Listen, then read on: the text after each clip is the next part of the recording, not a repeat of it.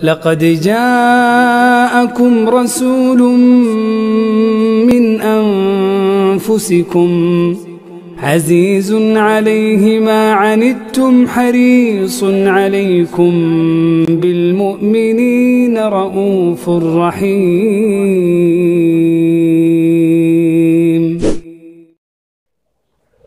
Assalamualaikum warahmatullahi wabarakatuh. Alhamdulillah teman-teman sekalian, pada kesempatan kali ini kita bisa berjumpa kembali dalam channel Makes Mudah, materi kesehatan mudah. Materi yang akan berikan kepada Anda tips-tips bagaimana menangani berbagai macam masalah kesehatan untuk keluarga Anda, untuk Anda sendiri dan orang-orang yang Anda cintai. Teman-teman sekalian, di antara Anda atau keluarga Anda tentu ada yang menyukai bersepeda, ada yang menyukai sepak bola, ada yang menyukai bela diri baik kungfu, karate, pencak silat, taekwondo, dan sebagainya. Semua itu adalah olahraga-olahraga yang sangat berisiko untuk berbenturan dengan benda-benda tumpul. Ketika silat, ketika taekwondo, ketika kungfu, ketika bertarung atau fight, kadangkala berbenturan, baik kaki ataupun tangan nangkis. Ya. Demikian pula ketika naik sepeda, mungkin jatuh, membentur batu, atau membentur sepeda itu sendiri. Terkadang menimbulkan bagian dari anggota tubuh kita mengalami yang namanya memar.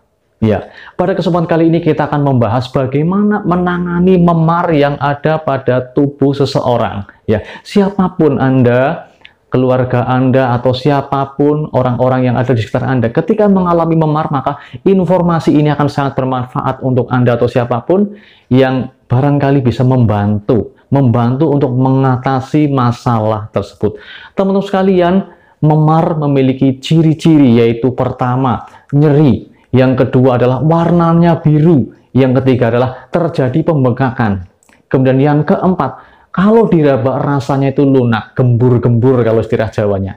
Ini adalah di antara tanda-tanda memar yang terkadang juga disertai kalau diraba ketika memar itu sudah agak besar, itu rasanya itu hangat ya.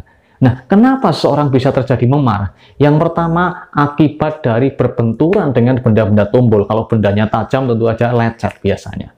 Apalagi kalau pisau, pasti akan mengalami luka gores. Tapi kalau memar adalah kejadian yang terjadi akibat seseorang berbenturan dengan benda-benda tumpul. Sehingga apa? Yang terjadi di bawah kulit Anda, di bawah kulit yang berbenturan tersebut, orang yang berbenturan tersebut mengalami perdarahan. Dan darah itu terkumpul di situ, tidak bisa keluar kemana-mana karena rapat, sehingga terjadi pembengkakan dan kelihatan warnanya biru. Nah, biru itu sendiri adalah kumpulan dari darah-darah yang ada di situ. Nah, bagaimana kita menangani atau bagaimana kita mengatasi memar tersebut? Ya, yang pertama teman-teman sekalian, kita hendaknya memperhatikan ketika ada siapapun yang mengalami memar, atau anak kita tiba-tiba pulang, digotong oleh teman-teman kesakitan, nangis, teriak-teriak, mengalami memar, maka perhatikan yang pertama, apakah ada tanda-tanda patah tulang. Nah, bagaimana ciri-cirinya? Kalau patah tulang, maka di antara ciri-cirinya yang bisa saya sebutkan di sini, yang pertama adalah terjadi yang namanya pergerakan yang sangat sulit, artinya dia tidak berani bergerak sama sekali, karena ketika bergerak sedikit saja nyerinya luar biasa. Nah, kalau di skala 1 sampai 10, 1 itu nyeri yang ringan sekali, 0 itu tidak nyeri, maka dia berada di level nyeri angka 10, nyeri yang hebat. Nah, itu adalah di antara tanda-tanda dia mengalami patah tulang, yaitu nyeri yang luar biasa, bergeraknya dia tidak mampu, ya, bisa karena nyerinya yang hebat, bisa karena memang sudah terjadi gangguan fungsi gerak. Kemudian yang ketiga, tanda dari patah tulang adalah terjadi asimetris atau tidak rata. Kalau misalnya ini adalah lengan begini rata, ini terjadi mengsol begini, ya, mengsol istilah Jawanya, ya. Jadi terjadi pergeseran dari yang semula begini jadi tidak rata kembali. Kemudian bisa juga terjadi yang namanya krepitasi atau kertas-kertas, kalau diraba terjadi kretek-kretek. Nah, itu adalah di antara tanda-tanda terjadinya patah tulang pada anggota tubuh. Kalau Anda menjumpai seseorang yang memar, kemudian terjadi atau terlihat ada tanda-tanda patah tulang seperti itu, maka ingat, ini adalah tidak sembarangan kita menanganinya.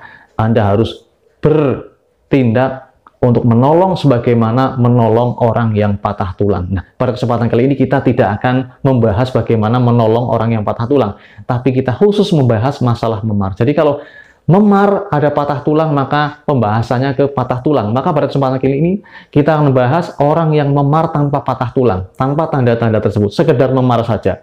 Jadi yang pertama kita perhatikan itu. Kemudian yang kedua yang perlu kita perhatikan teman-teman sekalian, kalau tidak terjadi patah tulang ya, kalau tidak terjadi patah tulang, jadi sekedar memar, sekedar bengkak, nyeri, biru, ya, kemudian ada gembur-gembur begitu, karena bengkak, diraba itu gembur-gembur, bukan keras, maka berarti tidak ada patah tulang, maka tindakannya adalah istirahatkan, jangan dulu banyak untuk beraktivitas, kemudian kompres dengan kompres air apa? Air dingin, betul.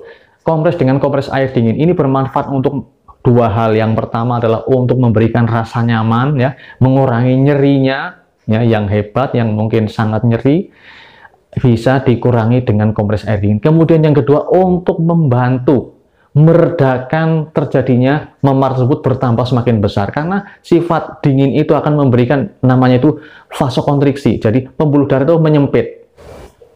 Nah, pembuluh darah yang menyempit itu maka akan menyebabkan perdarahan yang semula terus keluar akan menjadi berhenti. Ya. Kemudian teman-teman sekalian, ketika beristirahat maka usahakan posisi daerah yang mengalami memar tersebut ditinggikan dari jantung Anda.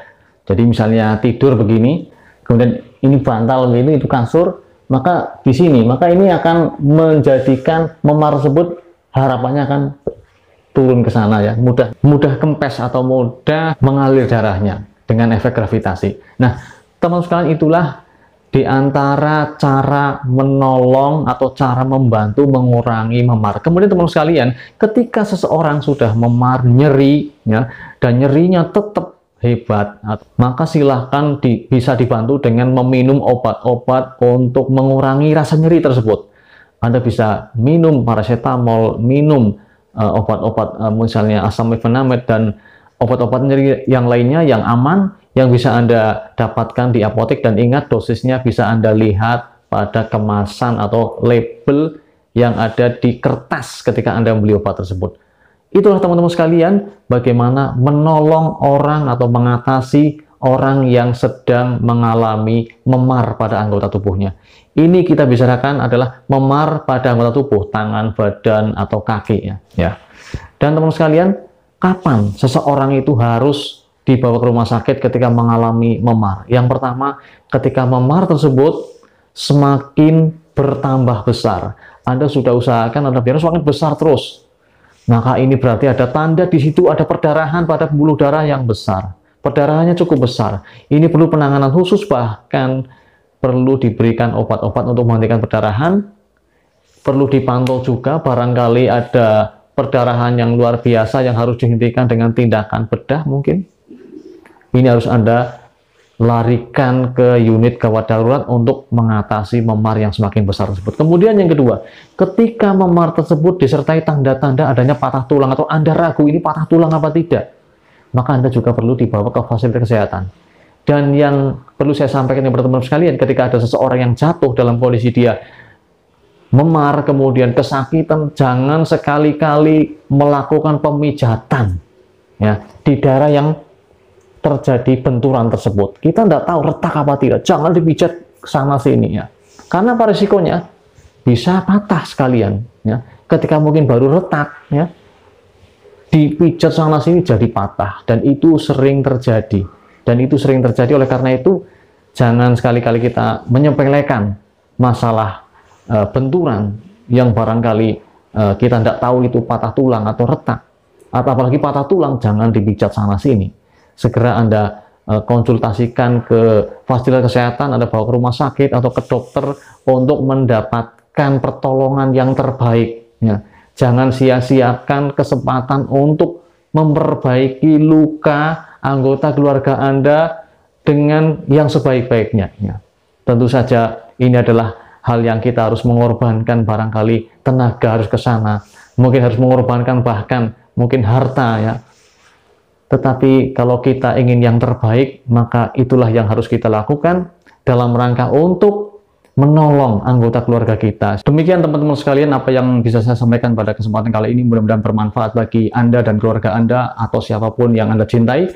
Cendrawasih Burung Irian, terima kasih, cukup sekian. Wassalamualaikum warahmatullahi wabarakatuh. الجذع حن إليك يا خير الورى كيف النفوس إليك لا تشتاق صلى عليك الله ما لاحت لنا شمس ولا اهتزت هنا أوراق